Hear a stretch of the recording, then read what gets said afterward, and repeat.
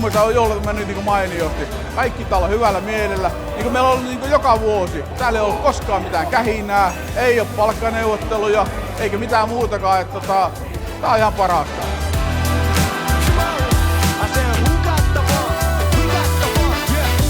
Mä oon ollut vanhempainvapaalla ja piti tulla aistimaan tunnelmaa ja siis vitsi on niin ikävä kaikkia työkavereita ja kaikkea tää porukkaa.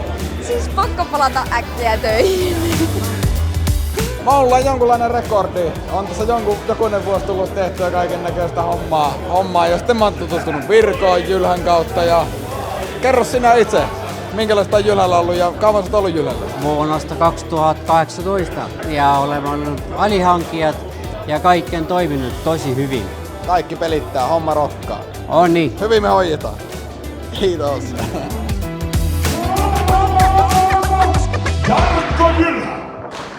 No niin, oikein hyvää iltaa kaikille. Mä oon tehnyt Jylhästä kappaleen. Ja se kappale on teille kaikille ja se kertoo niinku ennen kaikkea niinku Pekasta ja Pekan niinku elämästä, siitä miten se on alkanut ja missä on tällä hetkellä. Ja tää kappale on teille kaikille jylhäläisille, joten tosta kun screeni laskeutuu, niin laitetaan biisi tulemaan. Kuljetus ja muutto Jylhä, se on varmasti parhaat tukot meillä. Miksi rahtia muuten ajettaiskaan, koska meille on reitti selvä. Perillä ollaan, olikos vielä jotakin muuta?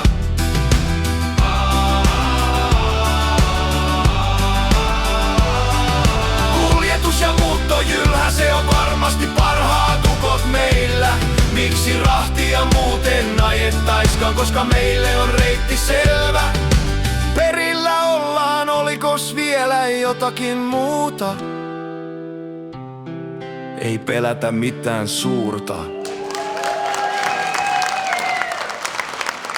Tuli niinku roska tuli silmään, kun kappaletta niin kuuntelin ja sit kun piti mennä pitämään omaa puhetta, niin kyllä se niinku vähän niinku, en mä voi sanoa, että ei se häirinnyt, mutta niin kyllä se vähän niinku liikutti sit siinä tilanteessa, että niin sai tämmöisen mahtavan, hienon niinku lapsilta tämmöisen niinku muistamisen niin sanotusti, niin kyllä se oli ihan parasta.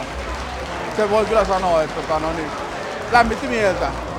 Mulla oli aikanaan Etelä-Suomessa, mä olin siellä 10 vuotta tuolla kalustehommissa Kinnarpsilla ja mä tulin siihen tulokseen, että tämän parempaa työpaikkaa ei ole, mutta pakko myöntää, että kyllä tämä on hyvä, että täällä varmaan mennään finaaliin asti. Toivottavasti saa olla. Joo, ei muista kuinka monta vuotta on hommissa ollut, mutta ihan yhtä mukavaa tää on vielä edelleenkin. Erittäin hyviä juhlat mennyt ja ruoka oli tosi hyvää. Juhlat on mennyt tähän asti aivan hyvin. Ruoka on ollut hyvää ja juoma on ollut riittävästi. Ihan hyvin tähän mennessä, erittäin hyvät puheet, ihan törkeä hyvä video Jarkolta ja katsotaan mihin tää ilta oikein vie, että pitkä kaama kautta tänne ollaan tultu vetämään. Todellakin on ollut hauskaa ja jatketaan samalla linjalla. Hyvä Jylhä ja hyvä Jylhän jengi.